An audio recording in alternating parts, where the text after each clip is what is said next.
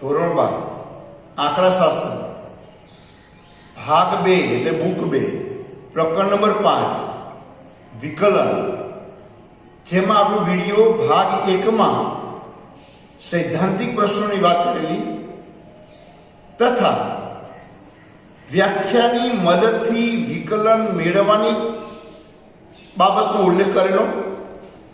વ્યાખ્યાની મદદથી વિકલન મેળવવા માટેના દાખલા ગણેલા. વિધેયના વિકલિત મેળવો એ માટે યાદ રાખો 1 to 8 એ પરિણામો આપણે મેળવ્યા. હવે એનો ઉપયોગ કરી અને યાદ રાખી આપણે આગળ જે વાત કરીએ છીએ ભાગ 2 માં વિકલન માટેના કાર્ય નિયમો, જેને વિકલનના નિયમો કહેવામાં આવે છે. પરીક્ષામાં આપણને 2 ગુણનો પ્રશ્ન પૂછાય કે વિકલનના નિયમો લખો, વિકલન માટેના કાર્ય નિયમો લખો, તો નિયમો આપણને આવડવા જોઈએ, નહીં તો 2 માર્ક્સ જાય છે. દાખલામાં કાર્ય નિયમનો ઉપયોગ કરવાનો હોય તો નિયમ આવડવા જોઈએ, નહીં તો દાખલો ગણી શકાય નહીં. તો પહેલા આપણે વિકલનના નિયમોની વાત કરીએ છીએ. જો u અને v x ના વિકલનીય વિધેયો હોય તો વિધેયોની વાત આપણે ધોરણ 11 પ્રકરણ નંબર 8 માં કરેલી છે. નિયમ નંબર 1 સરવાળા બાદબાકીનો નિયમ કોમન છે. સરવાળો એટલે પ્લસ, બાદબાકી એટલે માઈનસ. જો y બરાબર u plus or minus v બંને ચિહ્ન દેખાય છે, y બરાબર u પ્લસ માઈનસ v હોય તો નિયમ યાદ રાખો dy upon dx બરાબર du upon dx વત્તા ઓછા dv upon dx. તો બંને સિમ્બોલ આવી ગયા, પ્લસ પણ છે માઈનસ પણ છે. ફરીવાર સરવાળા બાદબાકીનો નિયમ, જો y બરાબર u plus or minus v હોય તો dy upon dx બરાબર du upon dx વત્તા ઓછા dv upon dx. અહીંયા યાદ રાખવાનું dx dx છેદમાં જ આવે અને du dv અંશમાં આવે.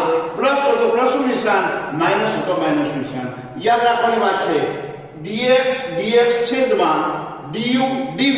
આમે તમે abcd મળો તો u v એના સિમ્બોલ ક્યાં આવે એ અક્ષરના ક્રમ પ્રમાણે યાદ રાખવું પડે.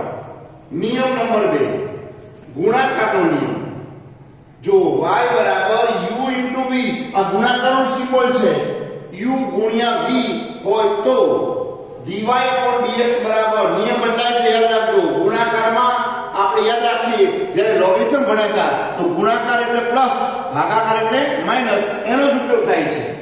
ગુણાકારનો નિયમ, જો y બરાબર u into v હોય તો dy upon dx બરાબર u ગુણ્યા dv upon dx વત્તા v ગુણ્યા du upon dx. અહીંયા પણ જો છેદમાં dx dx આવે છે, અહીંયા ઊંધું છે, સરવાળામાં uv તો અહીંયા v ને u કેમ થાય છે એવું? તો અહીંયા u છે માટે v છે, v છે માટે u છે. તો યાદ રાખવાનું ટેકનિક dx dx નીચે, તમારે અંશમાં dv તો u સાથે ગુણાકાર, અંશમાં du તો v સાથે ગુણાકાર.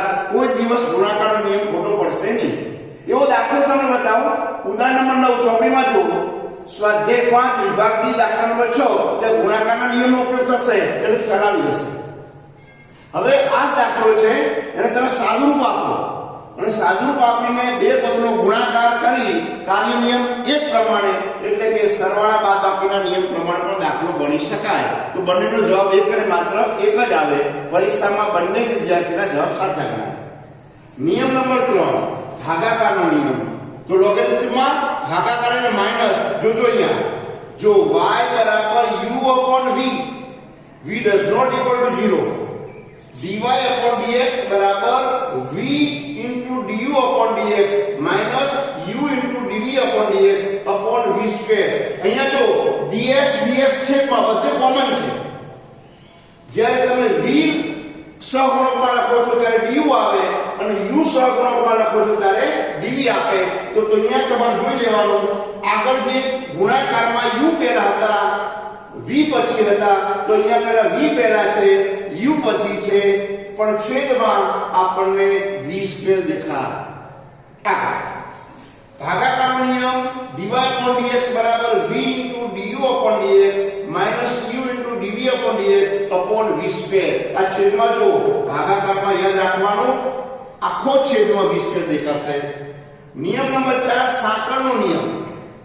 બીજી સ્પષ્ટતા કરી લો કે ભાગાકારના નિયમના દાખલાની મેં યાદી આપી છે. ઉદાહરણ નંબર 10, ઉદાહરણ નંબર 11, ઉદાહરણ નંબર 12, ઉદાહરણ નંબર 15, ઉદાહરણ નંબર 16, ઉદાહરણ નંબર 17, ઉદાહરણ નંબર 18, સ્વાધ્યાય 5 વિભાગ ડી માં દાખલા નંબર 7, 8, 9, 10. તો જોઈ શકો છો ભાગાકારનો નિયમ પરીક્ષામાં એક દાખલો હોય છે, એના વગર પેપર હોઈ શકે નહીં. તો 4 ગુણ જેને લાવવા છે અને નિયમ નંબર 3 ભાગાકારના નિયમના દાખલા ગણી કાઢવાના, આ યાદીનો ઉપયોગ કરવાનો કે જેથી આપણને. અને બીજી વાત કહું છું, આપણને વિકલ્પ મળે છે 4 ગુણના દાખલામાં અથવા મળે છે, તો આપણે સારી પસંદગી કરવી હશે તો આ નિયમ તમારે તૈયાર કરી અને એવા દાખલાની પ્રેક્ટિસ મહાવરો કરવો પડે. નિયમ નંબર 4 સાંકળનો નિયમ. જો y એ u નું વિધેય અને u એ x નું વિધેય હોય તો સાંકળ એટલે આપણે શું કહીએ છીએ ચેઇન. તો ચેઇન જો કહેતી હશે dy/dx બરાબર dy/du into du/dx. અહીંયા બધા કરતા વધુ અહીંયા dx છેદમાં દેખાય છે, અહીંયા ગુણાકારમાં બંનેમાં dx દેખાય છે, અહીંયા ભાગાકારમાં છેદમાં dx દેખાય છે, અહીંયા તમને વધુ દેખાશે ચેનલ દેખાશે dy/du into du/dx. તો du ક્રોસ થવું જોઈએ, તો સાંકળ તમારી જઈએ du ક્રોસમાં dy dx ક્રોસમાં એટલે ચોકડી ગુણાકાર આપણને ચેઇન આકારનો દેખાશે.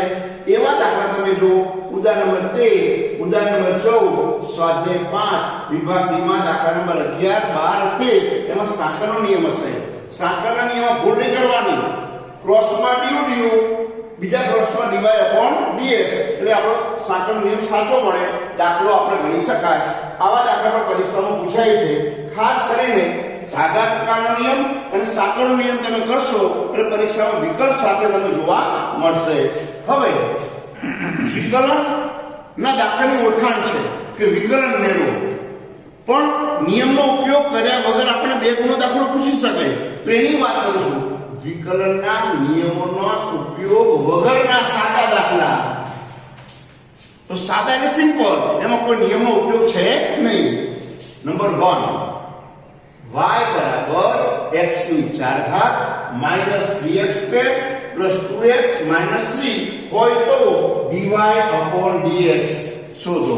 આ ઓળખાણની વાત કરી. દાખલામાં dy/dx હોય, વિકલન મેળવો, વિકલિત મેળવો, તો એની વાત આપણે કરીએ છીએ.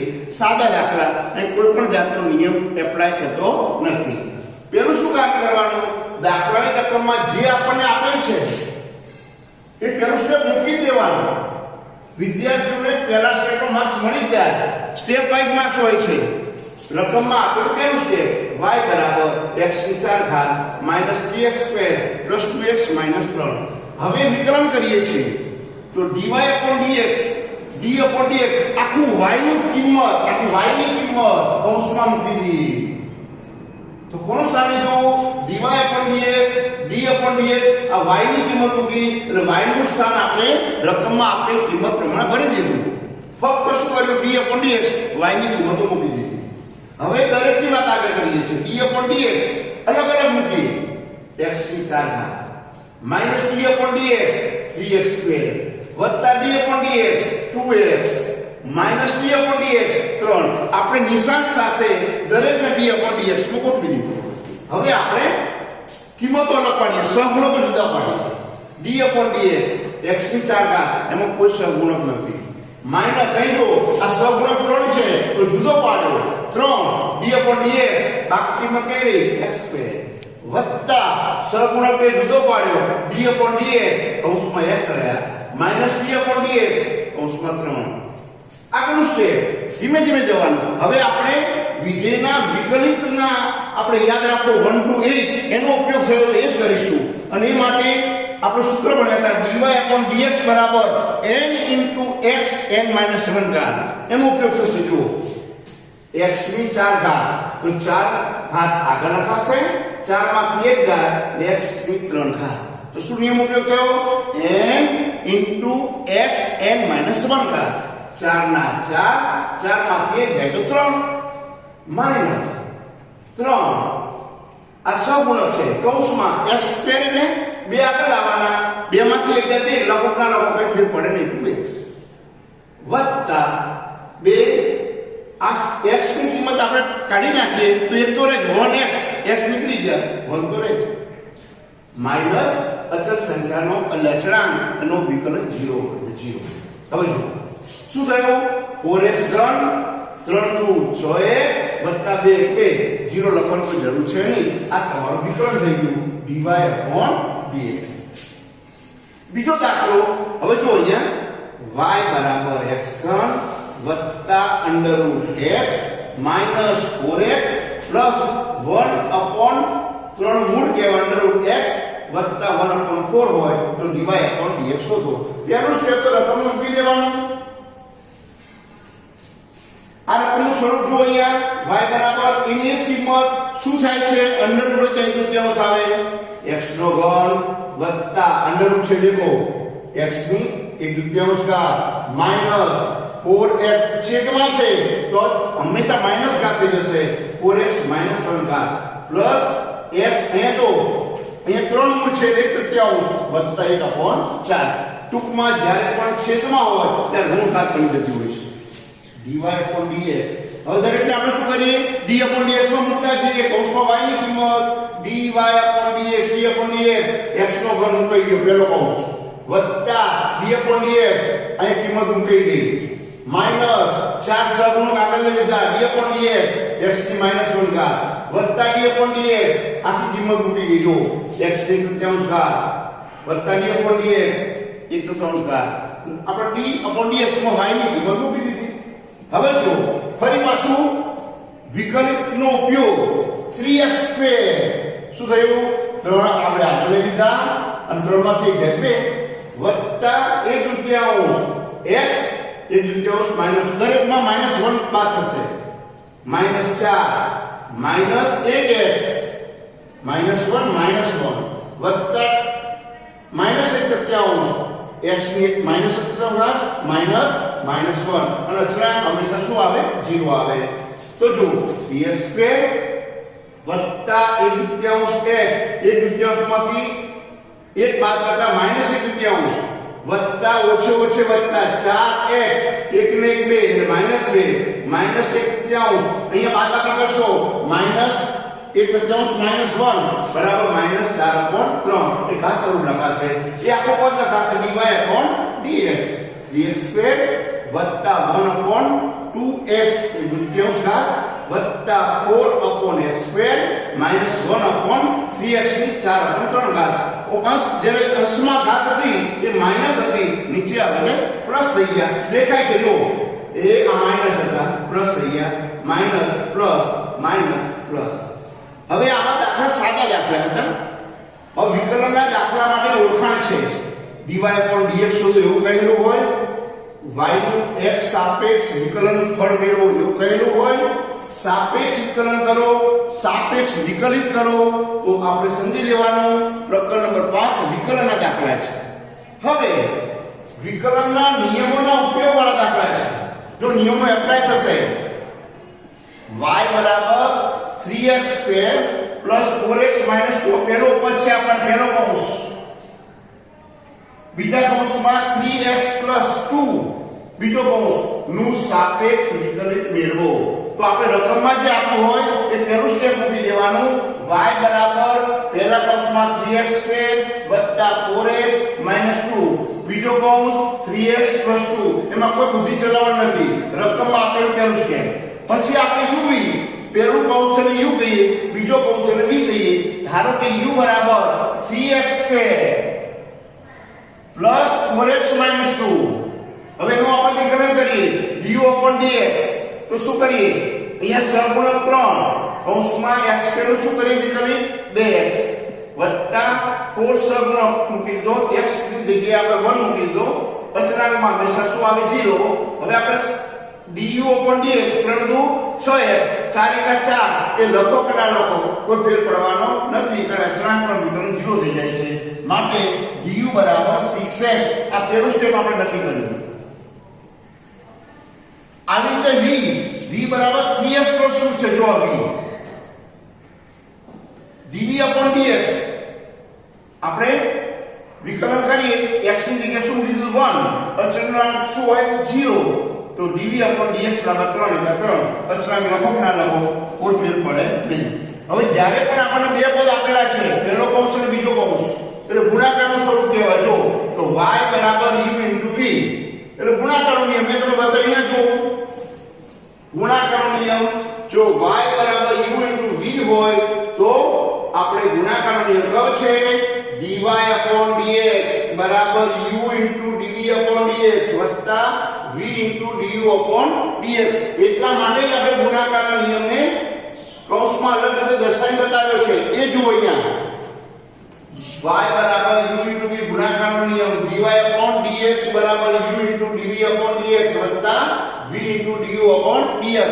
એનાથી ખબર જ હોય કે ગુણાકારનો નિયમ છે એટલે મારે u અને v શોધવા પડે એટલે u શોધી નાખ્યા. જો u du/dx v dv/dx તો એની કિંમત મૂકાશે. જોજો dy/dx બરાબર u ની કિંમત કેટલી આ જો 3x² પ્લસ 4x માઈનસ 2 આ u ની કિંમત છે. ચાલો dv/dx એ 3 જ છે તો મેં ગુણાકારમાં 3 બતાવ્યા કારણ ગુણાકાર બાજુ લખીશ તો ખબર પડશે. વત્તાનો સિમ્બોલ v તો v ની કિંમત કેટલી આવે જો v ની કિંમત 3x + 2 આ v ની કિંમત અને શું આપણે કિંમત છે du/dx 6x કિંમત જો du/dx કિંમત આપણે મળી ગઈ છે 6x + 4 થઈ ગયું. ચલો તો શું લઈએ આ બંનેને આપણે આનો ગુણાકાર કરીએ પહેલા સ્ટેપનો. આ બધા કૌંસના બધા સભ્યોને કોની સાથે 3 સાથે ગુણાકાર કરીએ. 3x² * 3 9x² વત્તા 4x * 3 12x માઈનસ શું 2 * 3 બરાબર 6. આખું પહેલા સ્ટેપનો ગુણાકાર આપણે પતી ગયો. 3x² + 4x - 2 એ આખોનો ગુણાકાર કોની સાથે કર્યો 3 સાથે. હવે આ ગુણાકાર આની સાથે કરીએ છીએ 3x * 6x 18x². 3x * 4 12x 2 * 6x બરાબર 12x અને 2 નો ગુણાકાર 4 સાથે એટલે 8 આવશે. હવે બધાનો સરવાળો ભેગો કરીએ છીએ. જો 9x² અને 18x² ટોટલ કેટલા 27x². આ 12x 12x એ ત્રણનો સરવાળો વત્તા 36x અને અહીંયા જો આ +8 છે આ -6 છે એટલે મોટામાંથી નાનો બાદ મોટાનું નિશાન +2 તો શું કહેવાય 27x² વત્તા 36x વત્તા 2. તેથી y બરાબર અહીં જો y ની કિંમત y બરાબર 3x² + 4x - 2 બીજા કૌંસમાં 3x + 2 તો dy/dx આરામ શોધ્યું 27x² વત્તા 36x વત્તા 2 મળે. આ તમારું વિકલન 4 ગુણનો દાખલો છે. સ્ટેપ વાઇઝ જવાનું ઉતાવળ નહીં કરવાનું. ફરીથી કહું શું કરવાનું જેના તમારે દાખલો ઓળખવાનો. કેટલા નિયમો છે 4. પેલો સરવાળા બાદબાકીનો નિયમ, બીજો ગુણાકારનો નિયમ, ત્રીજો ભાગાકારનો નિયમ, ચોથો સાંકળનો નિયમ. અહીંયા તમને બે સ્ટેપ દેખાયા પેલો કૌંસ બીજો કૌંસ એટલે ગુણાકાર. તો ગુણાકારમાં શું કહેવાનું કે y બરાબર u * v ગુણાકારનો નિયમ. તરત આપણે ગુણાકારનો નિયમ ઉપાડવાનો. આપણી પાસે ગુણાકાર નિયમ મગજમાં તૈયાર હોય અત્યારે આપણે જોવું પડે તો એ ગુણાકારનો નિયમ એપ્લાય એ જો dy/dx બરાબર u * dv/dx વત્તા v * du/dx. એ માટે મારે શું જોઈએ u જોઈએ અને v જોઈએ. તો u ની કિંમત ધારો કે v જે રકમ આપી છે u અને v. હવે એનું મારે શું કરવું વિકલન કરવું પડે તો du/dx 6x + 4 એનો ઉપયોગ આપણે કર્યો પછી dv/dx એટલે 3, તો અહીંયા તમને દેખાશે જો 3 ક્યાંથી આવ્યા dv/dx, આ 6x ક્યાંથી આવ્યા તો dv/dx, અને પછી આપણે ગાણિતિક પ્રક્રિયા કરીએ સ્ટેપ બાય જઈએ તો 4 માંથી 4 માર્ક્સ મળે. પણ થિયરીમાં આપણે બે પેજ લખીએ તો 4 માંથી 4 માર્ક્સ મળતા નથી. તો આ તો ગણિત છે.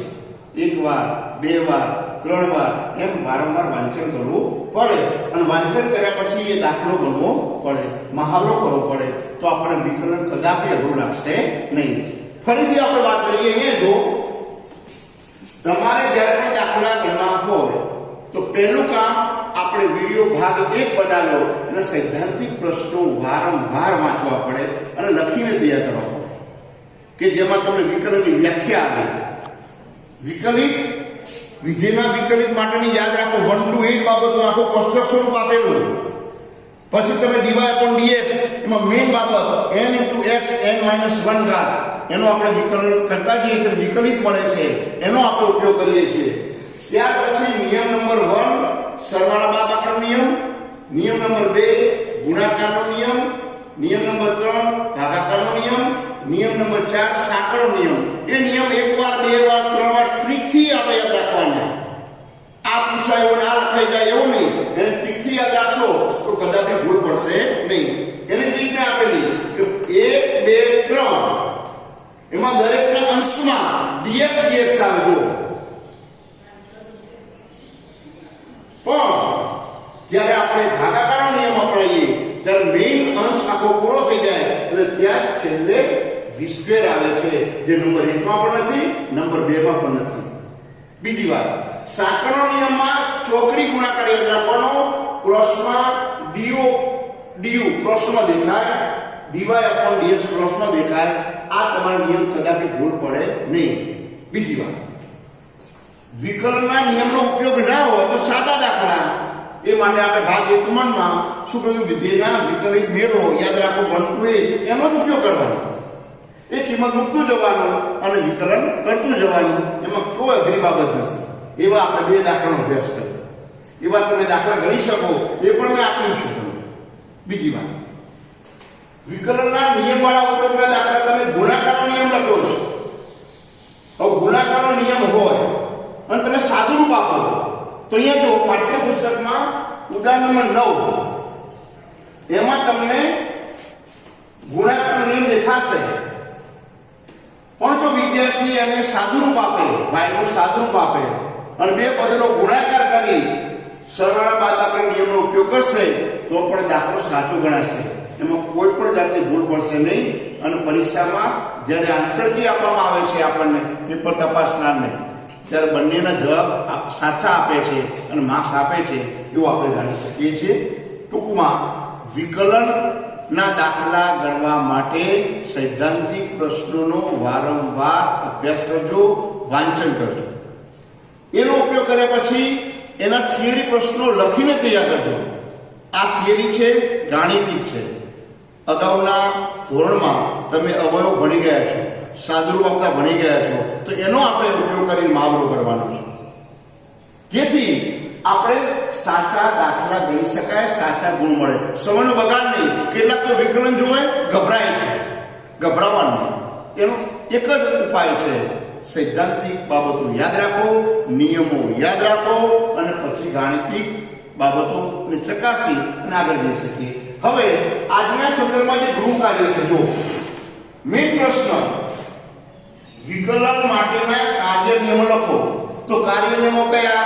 સરવાળાનો નિયમ, બાદબાકીનો નિયમ, 2 ગુણાકારનો નિયમ, 3 ભાગાકારનો નિયમ, સાંકળનો નિયમ. આ નિયમો લખવાના. આપણને કદાચ પરીક્ષામાં 2 ગુણનો પ્રશ્ન પૂછાય તો 2 માંથી 2 મળી જાય, એટલે એનો મહાવરો કરવો પડશે. પછી તમને આજના વિડીયોને અનુરૂપ દાખલા આપું છું. ઉદાહરણ નંબર 7, ઉદાહરણ નંબર 8, ઉદાહરણ નંબર 9. એટલે તમને ખ્યાલ આવે કે ના આપણે વિકલનના ઉપયોગ વગરના, વિકલનનો નિયમ છે એના ઉપયોગ વગરના દાખલા પણ ગણી શકીએ અને ઉપયોગ વાળાનો દાખલો ગણી શકીએ. આવો દાખલો સ્વાધ્યાય 5 વિભાગ ડી દાખલા નંબર 6 ત્યાં ગુણાકારનો નિયમ છે અને ગુણાકારનો નિયમ આપણે કરી શકીએ. અને ઉદાહરણ નંબર 9 બંને રીતે ગણજો. એક તમે ગુણાકારના નિયમથી પણ ગણજો અને સાદુરૂપ આપી તમે નિયમ નંબર 1 સરવાળા બાદબાકીનો નિયમનો ઉપયોગ કરીને ગણી શકાય. આ ગૃહ કાર્ય તારીખ 11 2 2021 ના રોજ વાલી મારફત શાળાએ મોકલવું પડશે.